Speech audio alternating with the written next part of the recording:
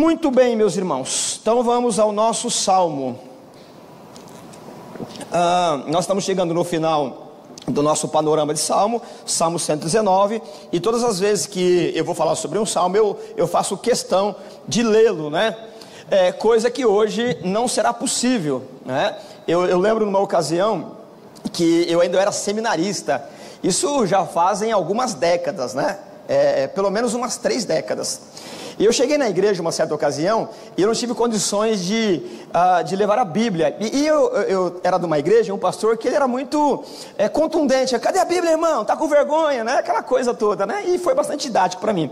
E um dia eu esqueci, aí eu falei brincando com o pastor assim: pastor, eu esqueci, mas eu sei toda a Bíblia. Ele disse assim: então tudo bem, então recita o Salmo 119.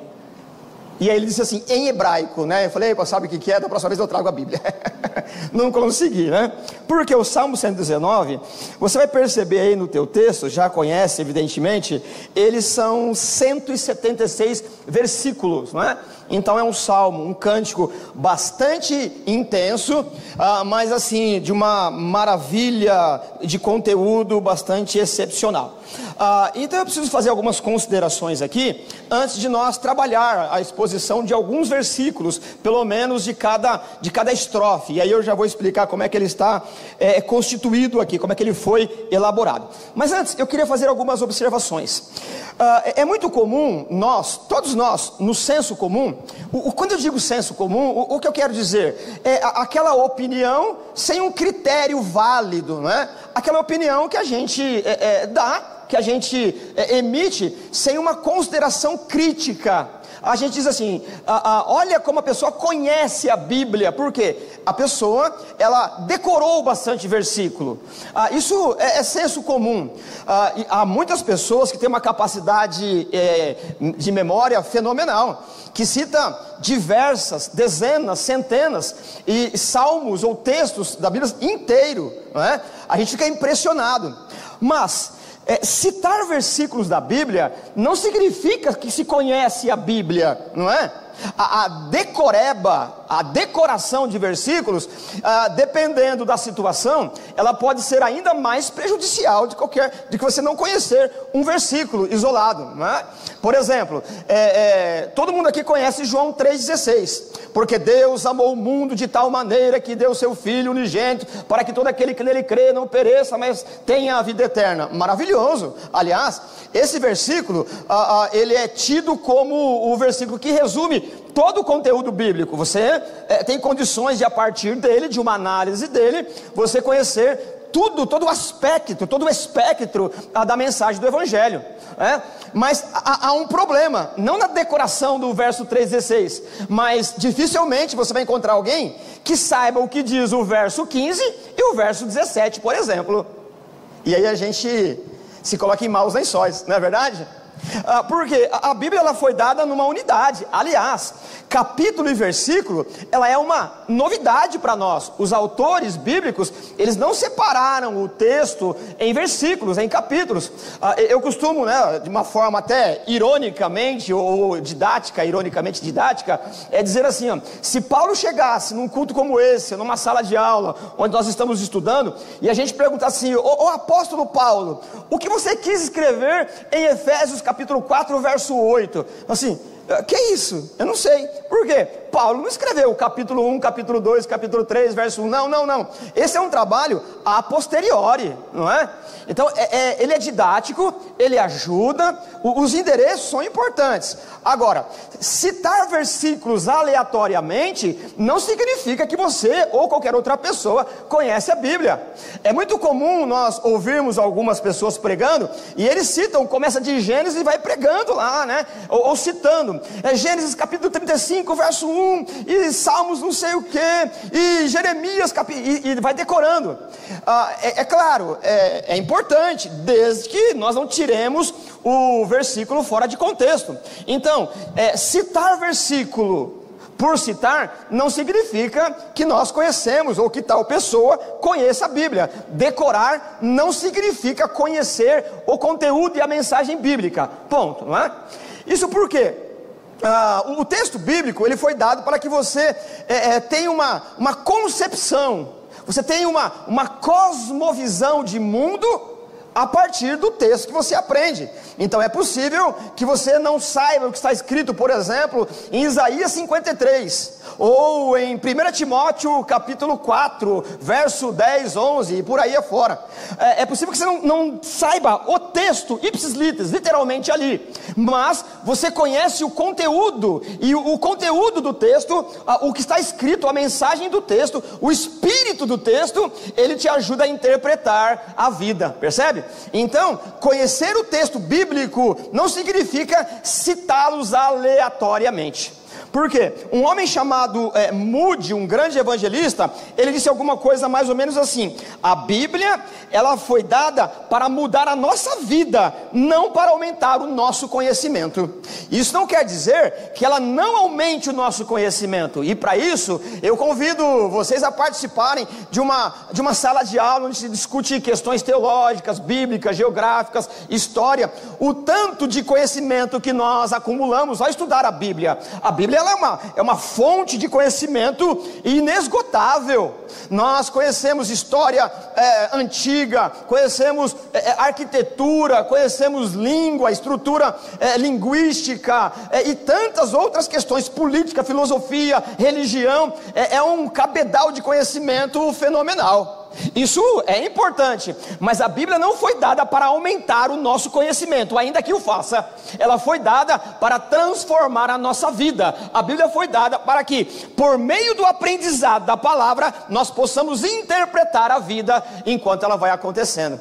Então, irmãos, eu desafio você a conhecer a Bíblia. Se puder decorar o texto, maravilha, mas não se entristeça se você não conhece citar de cor uma meia dúzia ou centenas de versículos, porque essa não é a demanda, essa não é a exigência. O que você precisa aprender? Interpretar a sua vida, interpretar cada momento da sua vida a partir da cosmovisão, a partir dos conceitos que nos é dado. Por que esse discurso introdutório? Ora, se houvesse a necessidade de nós aprendermos o Salmo 119, versículo por versículo, nós teríamos algum problema. E eu estou falando de um Salmo que nós temos 176 versículos, ok? Então, importante você conhecer a Bíblia, importante você decorar, mas o fundamental é o que você sabe não seja apenas um repetir de frases, mas que ela interprete as suas ações, mude a sua vida, porque a Bíblia não foi dada para aumentar o nosso intelecto,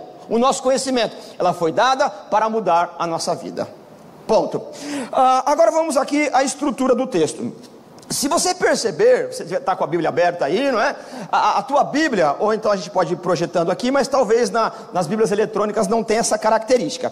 Você vai perceber que o Salmo 119, como todo o saltério, 150 salmos que nos foi dado, aqui você tem uma diferença. Em cada porção de 8 versículos, você tem uma palavrinha, que eu vou colocar entre aspas aqui, né? Esquisitinha, não é? Por exemplo, antes do verso 1, você tem uma palavrinha ali, Aleph, não é? Aí depois da palavrinha Aleph, você tem 8 versículos, ok? E aí, antes de começar a próxima estrofe, lá no verso 9, você tem a letrinha Bet, ou Beit, ou Bet, dependendo da transliteração. E isso vai acontecendo até chegar na última letra, que na sua Bíblia deve estar registrada alguma coisa com uma sonorização mais ou menos assim, tal. E por que isso é importante? Essas letrinhas que aparecem em cada porção de 8 versículos, ela é um acróstico. O que é um acróstico? Acróstico é uma poesia composta, feita a partir de um alfabeto, por exemplo. Então, a letra Aleph, ela corresponderia a nossa alfabeto à letra A. Então o que o salmista ele faz? Ele pega todas as letras do alfabeto hebraico, que são 22, e cada 8 estrofes ele começa aquele versículo com a letra correspondente.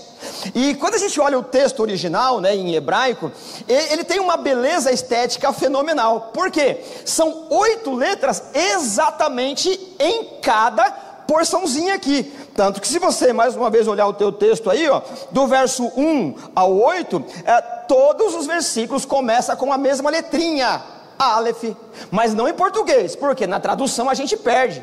E imagine a capacidade de uma pessoa fazer um salmo, elaborar um salmo no alfabeto da nossa língua, a língua portuguesa. Então os primeiros 8 versículos, tudo que ele vai falar sobre a lei do Senhor, começa com A. Você percebe que é uma capacidade intelectual fenomenal. E depois, do verso 9 ao verso 16, cada versículo começa com Beit, como se fosse o nosso B, e assim sucessivamente. Então o que nós temos aqui? Nós temos uma obra literária que ela é esteticamente bonita. Quando nós tomamos o texto original, são bloquinhos, como se fosse copiado, mais ou menos na nossa tecnologia, colar e copiar, né? Porque é exatamente a mesma estrutura. 8 frases começando com Aleph, depois com Beit, depois com Gimel, Dalet e assim por diante. Então há uma beleza estética na coisa aí. Mas, porém, todavia, a beleza estética, ela está subordinada ao conteúdo. Não é apenas o visual estético, não é apenas a proporcionalidade, que aliás, a proporção, ela é tratada na Bíblia. O que é a beleza? Beleza é tudo aquilo que é proporcional. Por isso que em alguma idade da nossa história, os lugares de culto, até o templo, a Arca da Aliança, o tabernáculo, ele tinha medidas, porque a beleza está na proporcionalidade. Então aqui você tem um salmo que ele é belo não só por conta do teor, mas a estética dele, ela tem uma estética que atrai os nossos olhos pela beleza artística das letras compostas ali. Mas é claro que a beleza estética, a composição estética, ela está subordinada ao conteúdo. E qual é o conteúdo?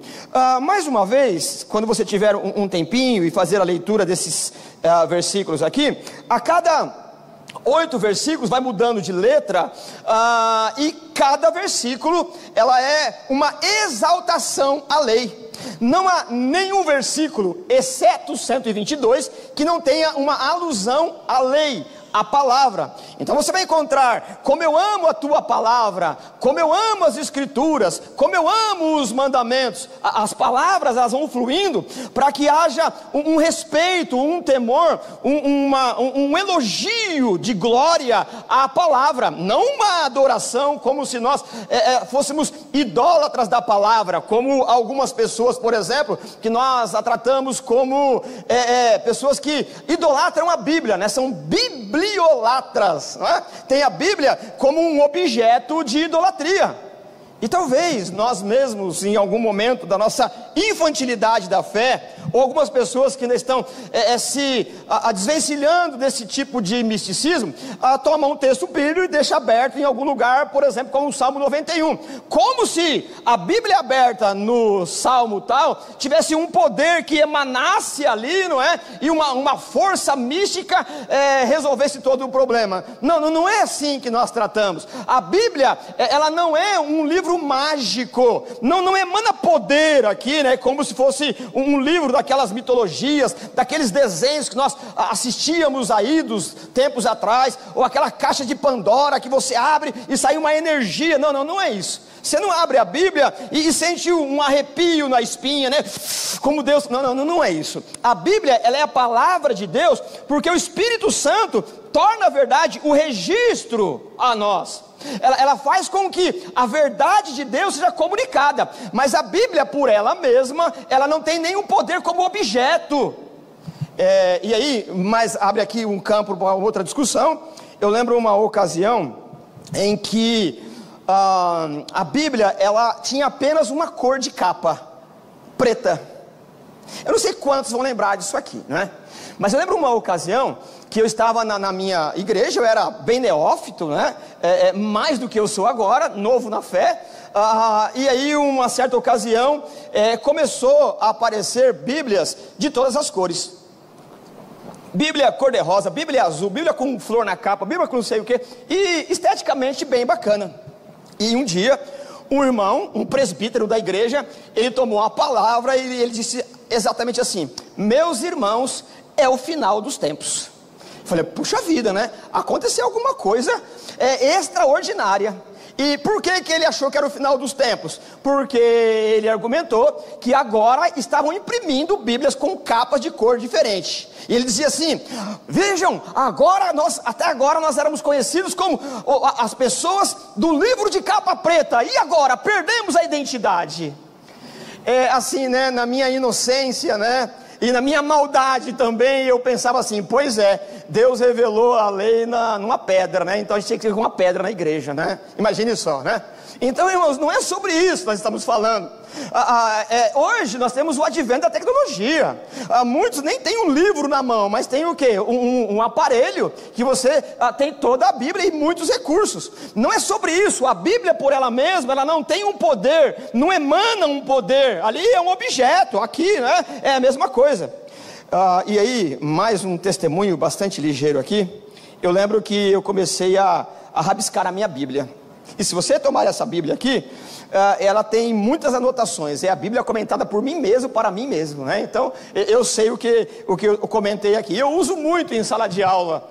E um dia um irmão também disse: você não pode escrever na Bíblia, ela é a palavra de Deus. Aquilo me deu, né, um certo, não digo um transtorno emocional, mas eu fiquei muito incomodado. Por que eu não posso escrever? Mas é claro que eu já superei isso, basta ver a minha Bíblia como ela é toda rabiscada, né? Porque, irmãos, nós temos esse misticismo, a ideia de que o objeto Bíblia, ele emana um poder diferente. E muitos de nós tomamos a Bíblia e achamos que ela tem um poder. E muitos de nós, não no nosso contexto aqui. E quando nós vemos um culto como esse, a gente traz a Bíblia e tem toda uma reverência. Mas quando acaba o culto, se coloca em algum lugar, no porta-luvas do carro, no banco de trás, no porta-malas, e volta a pegar a Bíblia só no outro final de semana. Mas quando pega, tá vendo? A minha Bíblia é como se ela tivesse um poder. Não, irmãos, a relação com a Bíblia não é de misticismo. Enquanto você está no culto, a relação da Bíblia é que ela é palavra viva de Deus. O que está escrito não é a tinta no papel que tem poder, mas porque é a linguagem do Espírito de Deus que transforma a nossa vida. Isso tudo para demonstrar o quê? Que o Salmo 119, se você puder decorá-lo, amém. Mas o mais importante de decorar, ele é o quê? Ele é uma expressão, é um elogio do quanto a palavra de Deus ela é importante para nós, do quanto ela é fundamental para nós. Sem a palavra de Deus, não existe igreja de Cristo na terra.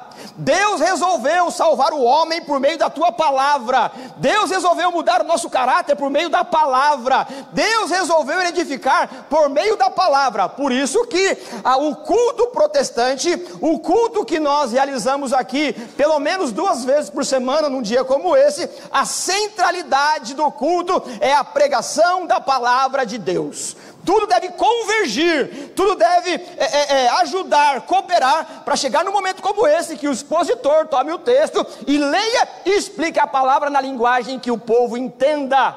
E quando não entender, o Espírito Santo leva ao conhecimento da verdade.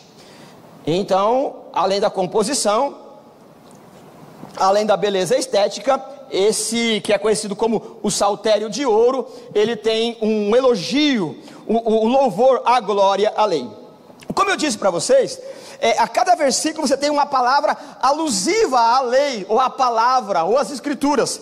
Apenas o Salmo 119, 122, que os comentaristas vão dizer assim, misteriosamente, nós não sabemos porque esse único versículo não faz alusão à lei, e eu leio ele. Garante o bem-estar do teu servo, não permitas que os arrogantes me oprimam. Então você não tem nenhuma alusão. É o único dos 176 que não tem nenhuma alusão à Bíblia. Muito bem, o que mais é importante aqui? Quando é que esse salmo foi composto? É comum, é de bom senso, ou é de senso da comunidade, dos estudantes, entender que esse salmo ele foi composto depois do cativeiro babilônico. O que significa? Quando nós lemos lá o texto de 1 Reis, 2 Reis, melhor dizendo, chegando no capítulo 24 e 25, um homem chamado Nabucodonosor invadiu Jerusalém, acabou com o templo, derrubou os muros, acabou com a cidade e levou o povo para a Babilônia. Não é? Esse é o cativeiro babilônico. E quando o povo foi para o cativeiro, não foi só o povo que foi para o cativeiro, mas a sua herança cultural. não foi apenas destruir o templo, destruir a cidade e levá-los. O povo estava cativo, mas a sua dignidade, porque aquele povo era o povo da palavra. Tanto que, se nós lêssemos agora o Salmo 137, há um apelo para que os babilônios, eles dizem assim: cantem uma canção que vocês cantavam lá em Jerusalém. Sabe o que eles diziam? Não canto, não canto, não canto, eu só canto na minha terra. Como se dissesse: eu não vou ler a palavra aqui, eu não vou cantar um louvor em terras estranhas. O texto ainda vai dizer, no Salmo 137, que eles penduravam as harpas e cruzavam os braços, dizendo assim: não, eu só canto louvor ao Senhor na nossa terra, porque é na nossa terra que Deus nos ouve. E isso é importante porque o texto ele foi composto depois que eles voltaram. E a ideia do texto qual é? Demonstrar que os babilônicos, eles poderiam tomar de cativeiro, tomar de assalto, solopar à prisão o povo de Deus, destruir o templo, destruir a cultura, acabar com o sacrifício, desmotivar a oração. Mas aquele que tem a palavra no coração, independente do lugar que ele estiver, ele terá comunhão com o Senhor, porque é por meio da palavra que nós temos comunhão com Deus. É por meio da palavra que Deus se revela. É por meio da palavra que Deus se comunica conosco. Então esse salmo ele foi importante para que depois que eles voltaram do exílio, eles tivessem a certeza que se ocorresse novamente algum tipo de exílio, a palavra que está no coração, ela não pode ser solapada, ela não pode ser roubada. Nós podemos perder qualquer coisa, mas a palavra do Senhor, ela está encarnada no crente. É por isso que, historicamente, Batista, eles têm a fama de ser estudantes da Bíblia. Quando nós perdemos essa essência, acabou a nossa história. E como é que nós perdemos?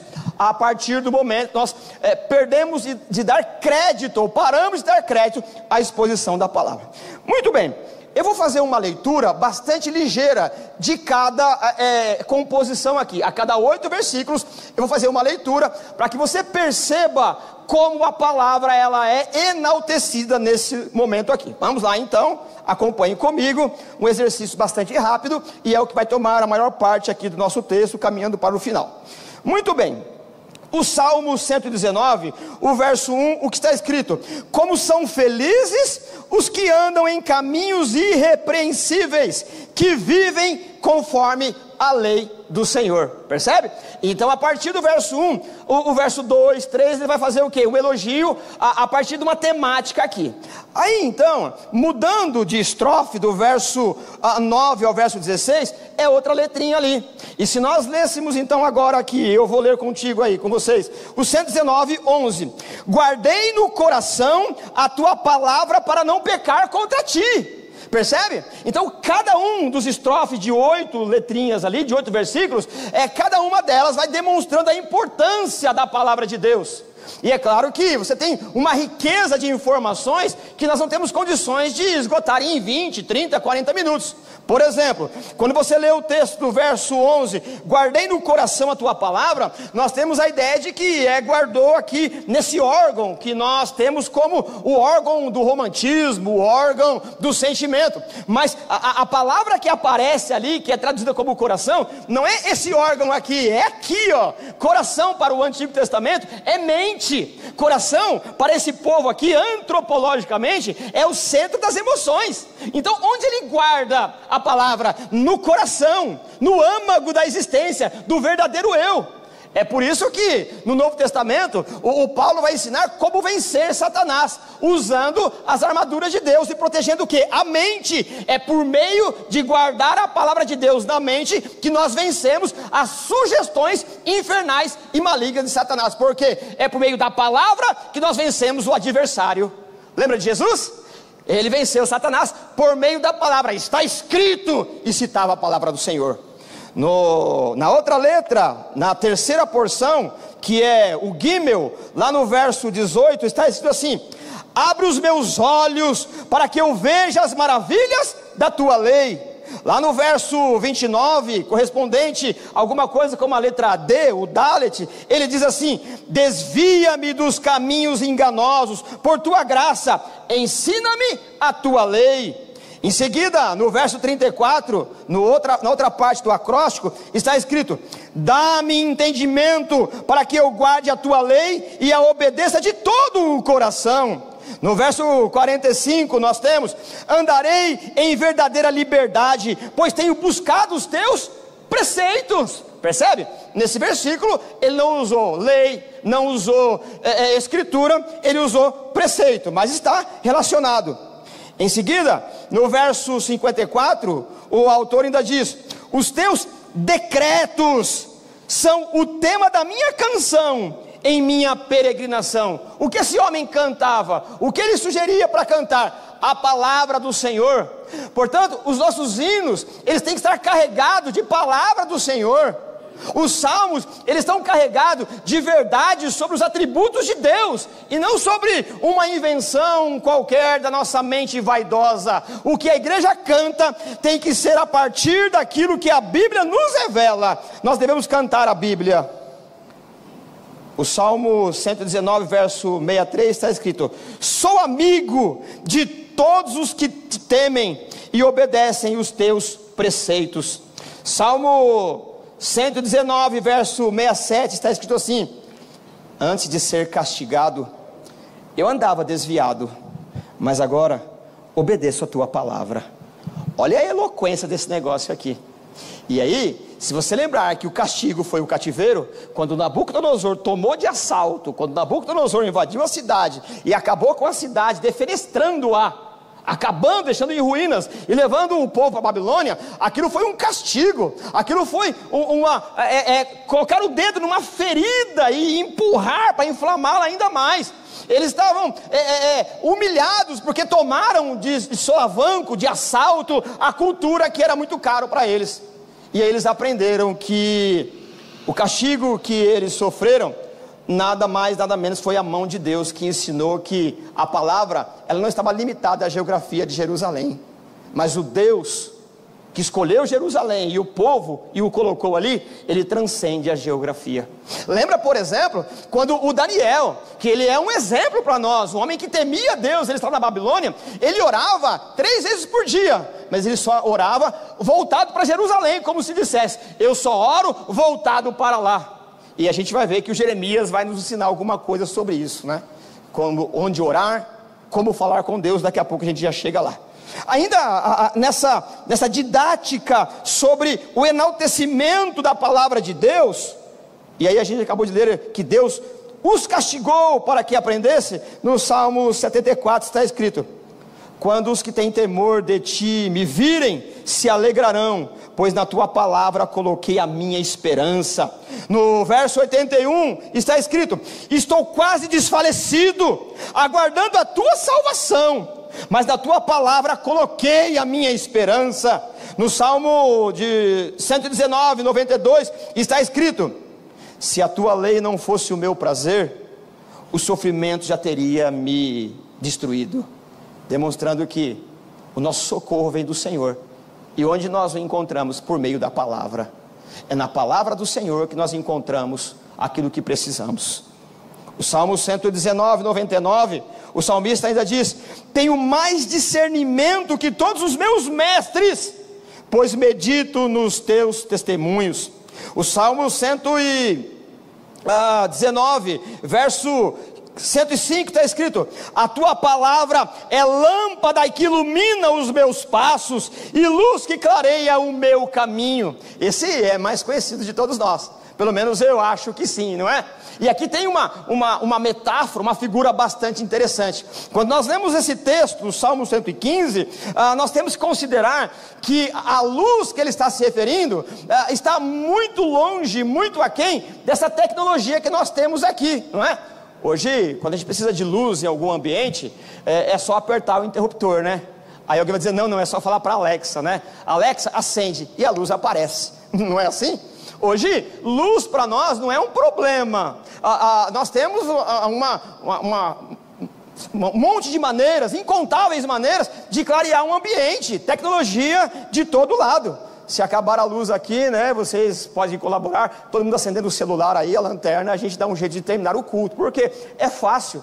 Agora, quando nós lemos um salmo como esse, do verso 115, a tua palavra é lâmpada que ilumina os meus passos e luz que clareia o meu caminho, o salmista não tinha tanto acesso assim. Aliás, sair à noite era um grande perigo. Imagine você sair a ermo. Se houvesse necessidade de você sair, é durante a noite. Primeiro que durante a noite há perigos pertinentes de um lugar deserto ou semidesértico, ou um lugar que não tem estrutura como nós conhecemos hoje. É escuro, onde os assaltantes, os de má índole, os mal intencionados e as feras atacam as pessoas. Então sair à noite é uma coisa que não se pode fazer por prudência. E aí, a partir disso, o salmista diz que a tua palavra, ela é lâmpada para os meus pés. O que significa isso? Durante a noite, na casa, quando alguém acordava pela madrugada e precisava resolver alguma coisa no outro cômodo, se levantar da cama, o que precisava fazer? Pegar uma lamparina e acendê-la, para que iluminasse uma parte razoável, para ele não tropeçar. Imagine que você dentro de casa, você precisa de um cômodo para o outro, você acende uma lamparina e você vai vendo os móveis e vai desviando, não é assim? O que ele está dizendo? Para que eu não tropece nos pequenos passos da vida, eu preciso que a palavra de Deus, ela acenda os menores passos, que ela me dê discernimento, para que eu olhe os pequenos tropeços. Como é que você não tropeça naquelas questões que não se percebe, porque nós a consideramos aí inferiores a questões maiores? É a palavra de Deus, ela é lâmpada para os nossos pés. Há quem diga, e aí, né, eu talvez a minha ignorância, eu acho que é até um pouco de absurdo, mas há quem diga que alguns antigos usavam uma bota, igual do Aladim. Eu não sei se alguém consegue associar com o que eu digo, que tinha uma bota com um negocinho virado para cima, assim, né, e alguém diz que eles acendiam ali como se fosse uma lamparina, e sinceramente eu desconfio disso, né, mas é didático. Imagine então alguma coisa que você acendesse, ou na mão, ou na própria bota, que fizesse uma claridade, que você enxergasse para não tropeçar nos pequenos objetos da vida. É isso que ele está dizendo. A palavra do Senhor é lâmpada que ilumina os meus passos. Só que em algumas ocasiões a pessoa precisava sair para fora de casa, e aí perigos vários. Você tem problema de ser atacado por feras, por ladrões, assaltantes e assim por diante. Mas também era possível cair em fossas que era aberto para jogar dejetos humanos, animais mortos. Agora, imagine você sair durante a madrugada por uma necessidade e você cair numa fossa aberta. Bom, primeiro que você não tinha para quem gritar, né? Você ia morrer. Então o que se fazia? Pegava uma tocha maior e acendia para que ela pudesse clarear um ambiente maior. É isso que ele está dizendo aqui. A palavra do Senhor, ela me ajuda a não tropeçar nos pequenos passos da vida, mas também ela clareia de uma forma maior, um raio maior, para que eu não caia nas valas da vida. Lâmpada para os meus pés é a tua palavra, e luz para o meu caminho, dizendo que é ela que me ajuda a não tropeçar nos pequenos passos, mas também em grandes jornadas até a eternidade. É ela que segura os nossos passos, é na rocha que nós estamos firmados, e essa rocha é a própria palavra, chamada Jesus Cristo, o Filho de Deus, o nosso Salvador. Ainda o Salmo 119, 118, o texto diz: tu rejeitas todos os que desviam dos teus decretos, pois os seus planos enganosos são inúteis. Meus irmãos, aqui é um conselho, como todos os outros, bastante importante. Os nossos conselhos, sem os ensinamentos do Senhor, é pura vaidade. Eu e você não podemos pensar nada igual a nós mesmos.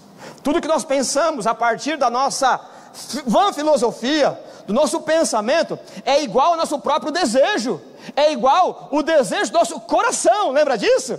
O que você pode produzir, senão algo igual à tua vontade? É por isso que o texto está dizendo que só é possível ter bom êxito quando os nossos planos, eles são alinhados pela palavra do Senhor. E ele diz de forma negativa: tu que rejeitas todos os que desviam, tu rejeitas, dizendo a Deus, todos os que desviam dos teus decretos, pois os seus planos enganosos são inúteis. Geralmente, quando a palavra inútil aparece, tanto no Antigo quanto no Novo Testamento, tem a ideia de alguma coisa que azedou, não é? A ideia de alguma coisa que servia até então, agora não serve mais. E geralmente, por conta de não ter condições de armazenar alimento, o leite, por exemplo, quando azedava, tinha que jogar fora. O texto está dizendo que aquilo que nós pensamos, que não está alinhado com a palavra, os conselhos do Senhor, ele azeda muito rápido. É por isso, meus irmãos, que os nossos planos, eles, sem o fundamento da palavra, eles trazem mais ranço, trazem mais angústia do que benefícios. Eu acho que ninguém deve ter feito isso de uma forma proposital, mas é possível que você já tenha comido ou bebido alguma coisa estragada. Aquilo, ela traz um ranço, ela traz alguma coisa repugnante. É isso que ele está dizendo, que aqueles que constroem a vida sem os conselhos do Senhor, eles são inúteis, azeda muito rápido. No verso 126 está escrito: já é tempo de agires, Senhor, pois a tua lei está sendo desrespeitada. Veja a indignação do salmista. Ele olha para as pessoas e no meio do louvor ele diz: Senhor, está na hora de agir, porque estão desrespeitando a tua palavra. O Salmo, no verso 136, e rios de lágrimas correm dos meus olhos, porque a tua lei não é obedecida. Meus irmãos, eu acredito que poucos de nós aqui, eu não vou dizer todos, porque eu posso errar e devo errar, mas dificilmente nós choramos pela palavra do Senhor quando ela não é obedecida. Dificilmente aqui alguém chora desesperado, angustiado, dizendo: a palavra do Senhor não está sendo obedecida. Isso é motivo de tristeza. O salmista nos alerta dizendo que rios de lágrimas deveriam correr dos nossos olhos, porque a tua lei não é obedecida. E é claro aqui que deveríamos começar por nós mesmos, porque nós dificilmente temos a inclinação de obedecer a palavra do Senhor. Somos o que somos, como diz Paulo, é pela graça do Senhor, porque se não for a misericórdia, nós jamais amaríamos aquilo que Deus decretou como verdade, ética, moral, cheio de graça para a eternidade inclusive. No Salmo de verso 143 está escrito: tribulação e angústia me atingiram, mas os teus mandamentos são o meu prazer. E você sabe muito bem o que significa tribulação e angústia na sua proporção, no seu dia a dia, nas suas angústias. Você sabe a intensidade do sofrimento, você sabe as flechas que já atingiram a tua alma, aquilo que já te desmotivou, aquilo que trouxe consequências terríveis. Você sabe que isso te machucou e te feriu, e ainda te fere.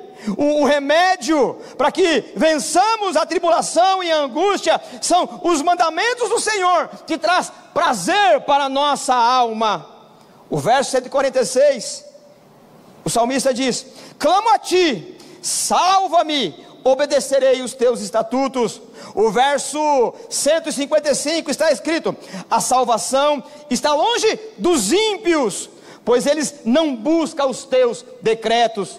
O verso 161 está escrito: os poderosos perseguem-me sem motivo, mas diante da tua palavra que o meu coração treme. Ele não treme das pessoas que o caluniam, ele não treme diante da difamação, ele treme diante da palavra do Senhor. E por fim, e não menos importante, fechando esse acróstico, essa poesia a partir do alfabeto, no Salmo 119, verso 175, diz assim: permite-me viver para que eu te louve, e que as tuas ordenanças me sustentem. A ideia de sustentação aqui é de fundamento, de pilar, a ideia daquilo que dá firmeza. Muito bem, lido de uma forma bem panorâmica, você percebe que versículo após versículo, o entusiasmo, a alegria, o prazer, A admiração do salmista é a partir da lei. A cada momento, a cada passo do salmo, do acróstico, da poesia, ele se enche de admiração e revela-se dentro de si uma nova alegoria, uma nova paráfrase, uma nova comparação, para que ele comunique o tamanho do prazer, da alegria, da aventura, da cura, da disposição, do avivamento que vem por meio da palavra. É por meio da palavra que a igreja existe, é por meio da palavra que somos salvos, é por meio da palavra que somos santificados. Sem a palavra, a igreja se enfraquece e deixa de ser. Sem a palavra nós estaríamos perdidos. É por isso que então, para terminar, esse texto, como eu disse, ele foi pensado no exílio. Eles estavam em Israel, e Nabucodonosor, que a Bíblia chama de Nabucodonosor, meu servo, vai fazer aquilo que eu decretei. Ele invade Jerusalém e leva o povo para a Babilônia. E na Babilônia eles se sentem sem eira nem beira, como diziam os antigos. Perderam tudo, perderam inclusive a dignidade, o nacionalismo, a cultura. Eles não foram simplesmente para o cativeiro, a dignidade foi solapada. E por meio desse salmo, o salmista está ensinando que Deus os permitiu que eles fossem para lá, para que eles percebessem que a cidade podia ruir, eles poderiam estar confinados numa prisão, sofrendo humilhação, mas há um tesouro que ninguém pode roubar de nós, é a palavra do Senhor. É a palavra do Senhor que determina a maneira que você reage às aflições. É a palavra do Senhor que define a tua atitude em face da desgraça do mundo. É a palavra do Senhor que te faz permanecer. Sem a palavra, a fé não é sustentada. Se a palavra não é ensinada, não tem um povo avivado. Se a palavra não é ensinada, as pessoas não querem ouvir, não genuinamente. Se a palavra não é pregada, a igreja perde a razão de ser. A igreja é didática. A natureza da igreja é ensinar a palavra do Senhor, para que todos cresçamos na graça e no conhecimento. É por isso que, quando eles estavam lá na Babilônia, o Jeremias, vivendo nesse contexto, ele escreve uma carta para os exilados. E num dado momento da carta, ele escreve alguma coisa mais ou menos assim, Jeremias 29, do verso 11 ao 14. Porque sou eu que conheço os planos que tenho para vocês, diz o Senhor, planos de fazê-los prosperar, e não de lhes causar dano, planos de dar-lhes esperança e um futuro. Então vocês clamarão a mim, virão orar a mim, e eu os ouvirei. Vocês me procurarão e me acharão, quando me procurarem de todo o coração. Eu me deixarei ser encontrado por vocês, declara o Senhor, e eu os trarei de volta do cativeiro. Eu os reunirei de todas as nações e de todos os lugares para onde eu os dispersei, e os traí de volta para o lugar de onde os deportei, diz o Senhor. Percebe que em um dado momento da carta que Jeremias escreve em nome do Senhor para os cativeiros, ele diz assim, buscar-me-eis e me achareis quando me buscarem de todo o coração. O que ele está dizendo? Vocês estão no cativeiro, vocês perderam a letra escrita, vocês perderam o objeto, vocês perderam o templo, ele está destruído. Vocês não podem orar mais voltado para a construção, para a edificação. Mas não significa que vocês perderam o principal. Vocês estão olhando de forma equivocada. Quando vocês buscarem de todo o coração, vocês me acharão.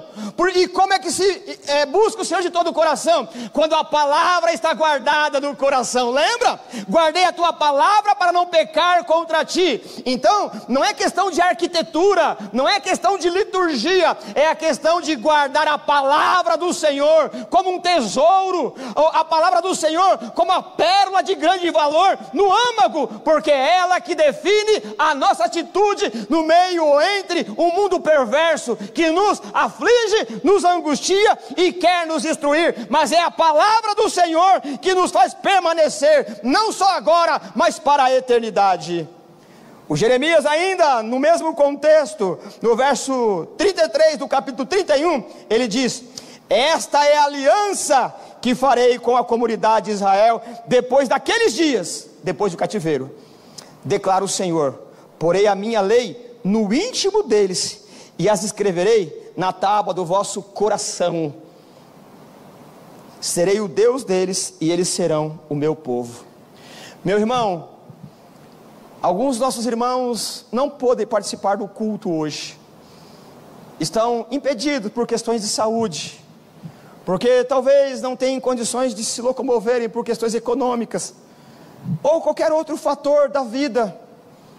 É possível que eu e você tenhamos as mesmas condições a semana que vem, ou estaremos na mesma condição a semana que vem. É possível que por algum motivo você não venha celebrar. E é claro, a celebração, a comunhão, estar com os irmãos, é aquilo que nos motiva. Mas isso não quer dizer que você perdeu a comunhão com o Senhor. O que define, o que laça o relacionamento do crente com o seu Senhor, o que define a intimidade, é o tanto da palavra que você guardou no sagrado secreto do seu coração. É a palavra do Senhor que traz alegria para viver. Muita tristeza que beira ao desejo do suicídio é falta do remédio da graça chamado palavra do Senhor. Muito da alegria que nos falta é porque nós não conhecemos a palavra do Senhor. Nós temos o celeiro divino da sua voz em nossas mãos, e cada letra ela tem o tom da voz do Espírito de Deus.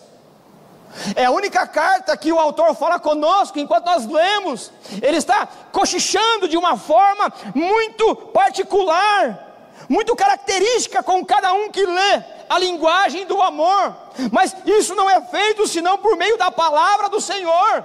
Ler a Bíblia, aprender a Bíblia, não é uma atitude da religião, é uma disposição que gera vida.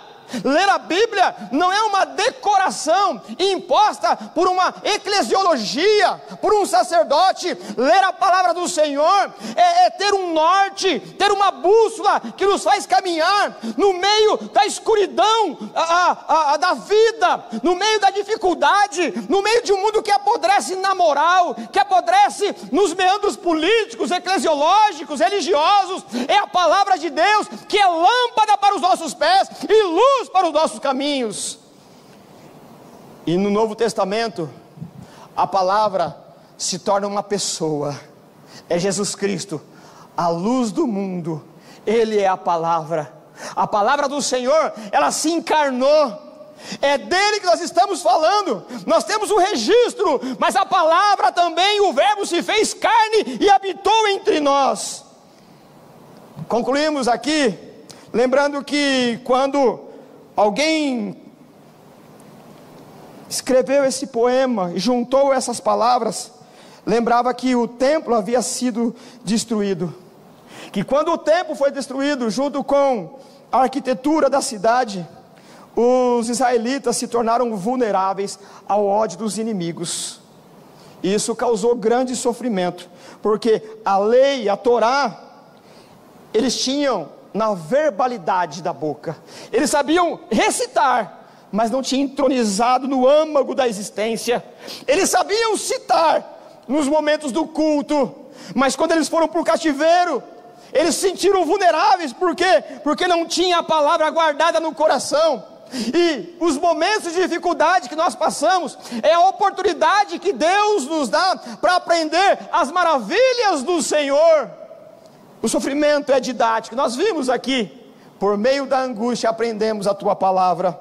É na hora da angústia que nós recorremos à palavra, e é nesse momento que nós a recebemos, nos apropriamos dela. Por isso que de forma aleatória aqui, para nós caminharmos para o final, no verso 71, está escrito mais uma vez: foi bom para mim ter sido castigado, para que aprendesse os teus decretos.